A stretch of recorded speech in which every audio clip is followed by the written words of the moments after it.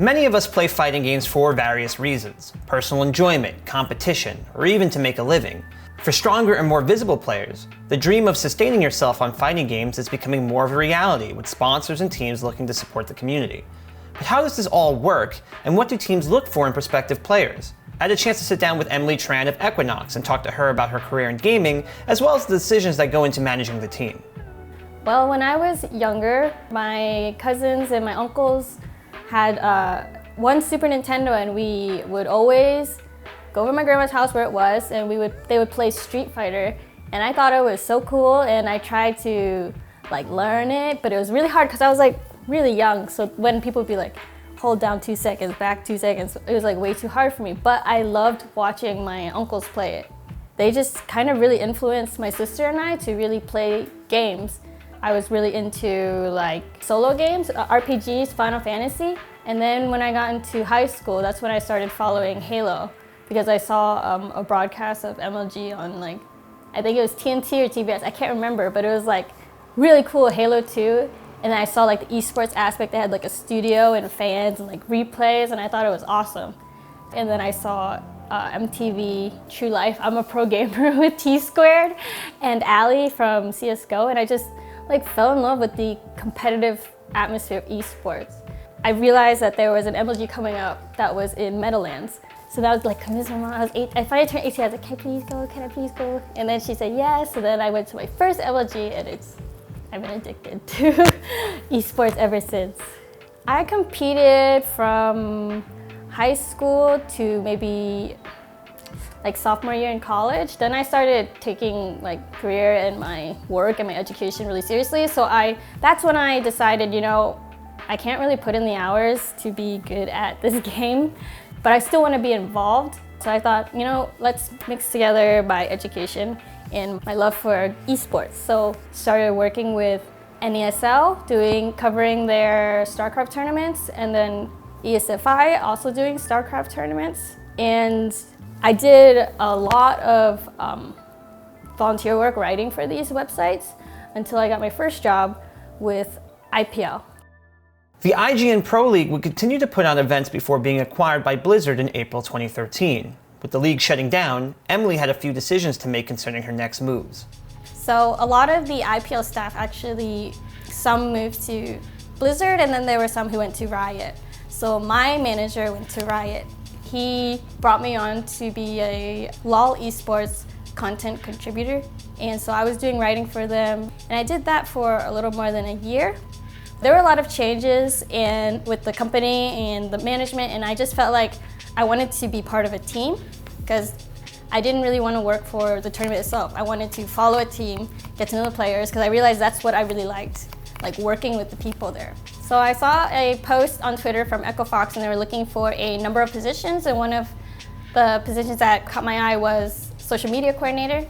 I sent an application, they reached out right away, and I was given the opportunity to work with EchoFox.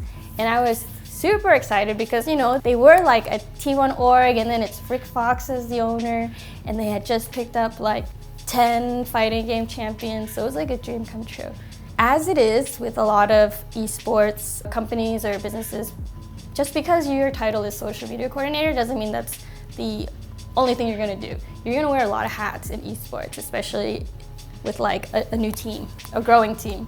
So I ended up doing a lot of player management. I went to events, and I would take care of the players, do the fan activations, work with brands. The second event that EchoFox sent me to was E-League with the Street Fighter Invitational. So I went there, and I wasn't familiar with fighting games at all. I had come from Halo, League of Legends, Overwatch, the more mainstream games. So when I was preparing for the trip there, they told me, they're you're gonna be working with Tokido. And I was just okay. I didn't know who Tokido really was at the time. And so then I went there, and then I met him. And then everybody was when I told people, they were oh my God, you're so lucky, you get to talk, you get to work with Tokido. But I was just I really don't know much about this industry. I got there, and then I met AJ, Cool Great AJ. He was a former fighting games manager for Evil Geniuses and Alliance, and he was now the manager for EchoFox.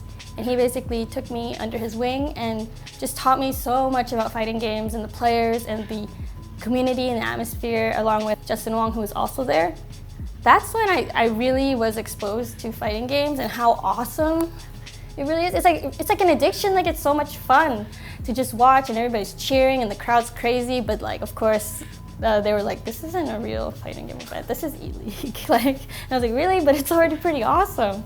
So that's when I really got the bug, when I was working with EchoFox, because they had an awesome fighting game team and they were really easy to work with, and it was just fun.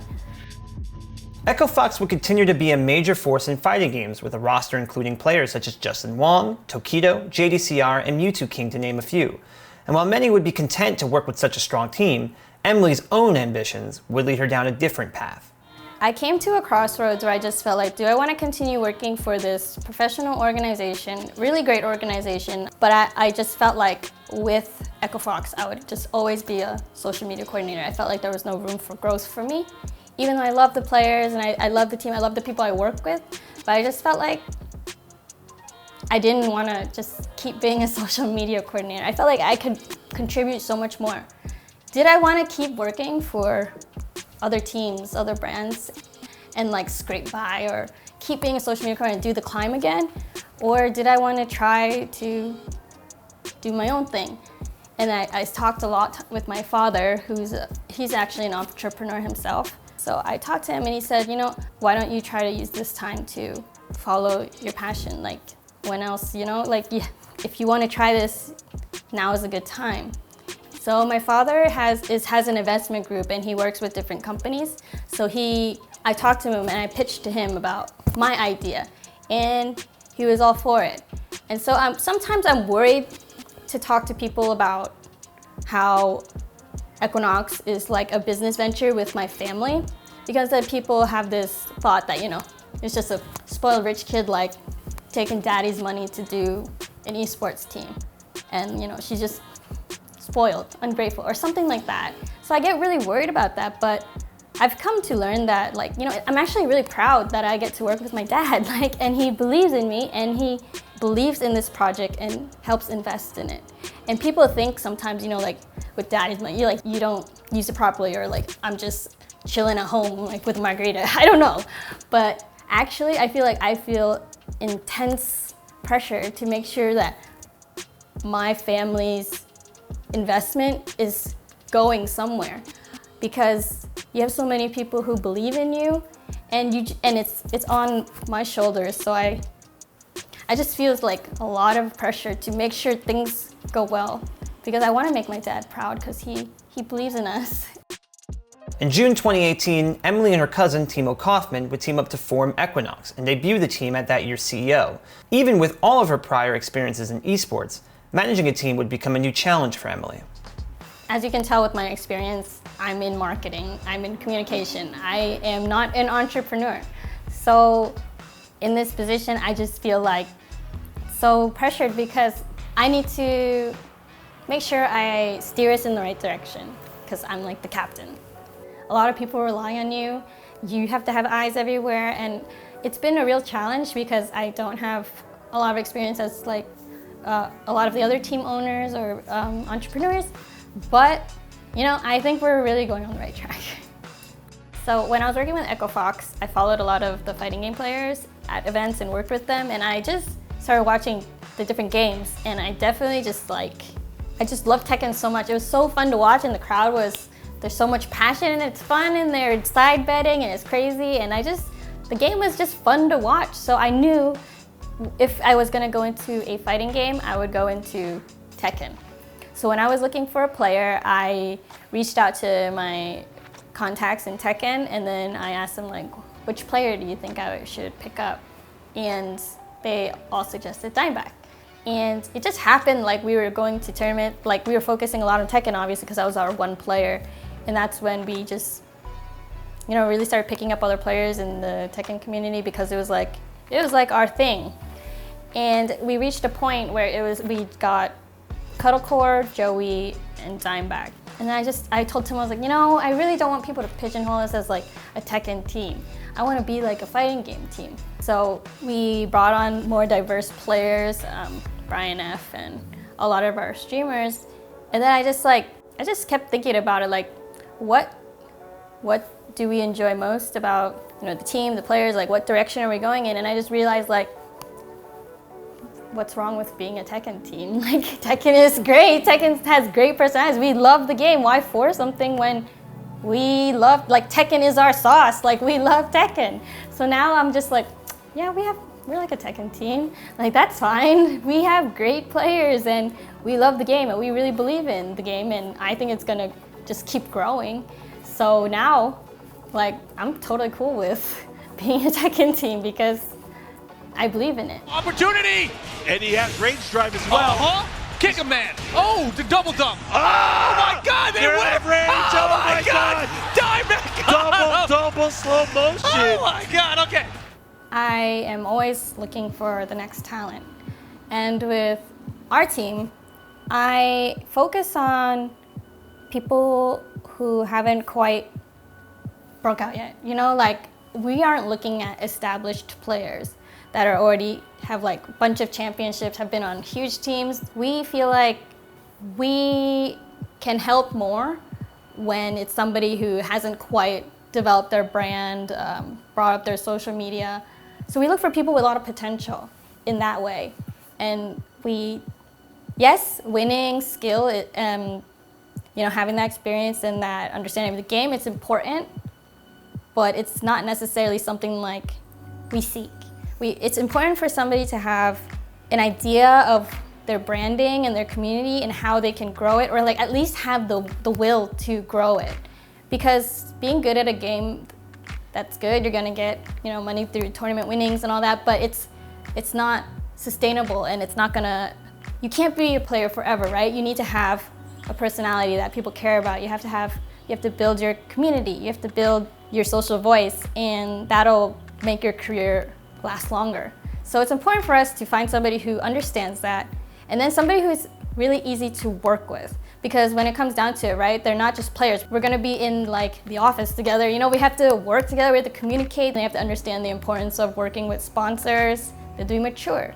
So that's mostly what we look for when looking for a player, and we're really, really careful about it. Because we're a small organization, we wanna be really careful about who we bring on as a player. We're really transparent with what we can and can't do with our players, but we do our best to get them to, we prioritize like masters, challenges, and dojos, and try to support them in the way we can without bankrupting the whole team. And we've picked up players who understand that. They're not coming to us like asking for ridiculous salaries. We're in a new industry, a new business, and Tekken is still growing, FGC is still growing, and so I'm lucky that our investor believes in the project and the team and that it will grow. So basically, have like-minded people all together realizing this common goal of just growing the organization right now, and then keeping the budget as low as possible while still doing cool things. Just being really creative. If we can't afford this, how can we still have this awesome effect, right? So it makes us work a little harder, be a little bit more creative, but I think that makes it more fun. Ace drive. Not gonna kill. Aid might with the wall. Wall. Went for nothing. I like the jab. 50-50 time. Firecracker, that might be it. Oh, wow, first game. Cuddle card loses side. As EQNX grows, so does its roster of players and content creators. Sponsorship is always a hot topic in the community, as there are many of those who wish to turn their passion into a living. For those seeking to one day make those dreams come true, Emily had this advice to offer. There are so many players out there that are undiscovered, so I think it's important for them to figure out like what's their niche, what makes them special, what makes them stick out. Are they like an expert at this specific character? Are they really good at streaming? Are they good at interviews, content creation? I think people just need to really take initiative with their brand and stream more, make content, try to get out to locals if they can. But basically, if you're just gonna stay home and not make yourself known, how is anybody gonna find you, right? You gotta take initiative. You gotta be proactive. And I encourage people to just figure out what kind of image they want to put out, what they want to be, what they want to grow, their ambitions, and be proactive with it. We mostly just follow the tour, right? The Capcom Pro Tour and the Tekken World Tour. So we look for players who are participating in that. There's a lot of other leagues, but we're just not ready to expand into like the other tours that exist. And in terms of like our relationship with developers and the esports tours, I feel like more could be done to work together because, you know, everybody is a vital part of making the tour a success. And I would love to see more initiatives or programs where we could work with, let's say like Capcom Pro Tour or Tekken World Tour. And I feel like, you know, the scene is still developing, so there's a lot of potential there. And right now I feel like there's too many events on the tours. One of the biggest expenses with having an esports team or having players is that you're gonna travel a lot. So I think that there's a lot of events right now, and to stay relevant and to keep up, people have to travel a lot, and it's, you know, it's hard enough. It's hard for us as an organization with an investor, but then like imagine being like a player without that. So I feel like there's a lot of improvement to be made, and they're doing it slowly. So I think that things will get better, and there's a lot of room to grow, but just hoping for the best. With expansion comes new hurdles and new challenges, and as Equinox goes into another year, there are plenty of questions left for Emily, Timo, and the team to answer. A lot of times people will message me and be like, are you getting into Mortal Kombat? You coming to Guilty Gear? You gonna go to Overwatch, Rainbow Six? I'm like, no, chill. Because I'm like, you know, with growth and thinking about expansion, I'm not necessarily thinking about getting into more games or bringing on this player, going into a whole new genre of games. I value the growth of what we already have. So my focus right now, and probably for a while, is gonna be helping my 4 players in the content team continue developing, because I'm not ready to bring on some like more people if my own people aren't good. You know what I'm saying? But that doesn't mean like we have some players that we've been talking with for the next year, but in terms of like new games, we're not ready for that for a while. I want to make sure our house is in order, but as we head into year 2, we are going to focus a lot on, you know, making sure our players just continue to grow and grow their brand and be happier and healthier. My vision, like at the end of 5 years, right? It's hard for me to envision it, but like I would be really happy if it was just same people just feeling like they've really grown. Like we've taken them from relatively undiscovered to like feeling like really accomplished, happy professionals. Thanks for watching our chat with Emily Tran of Equinox. Our videos are 100% crowdfunded and made possible by our patrons, like these guys. If you like what you saw and want to help us make more, consider becoming a patron today at patreon.com/holdbacktoblock. Until next time.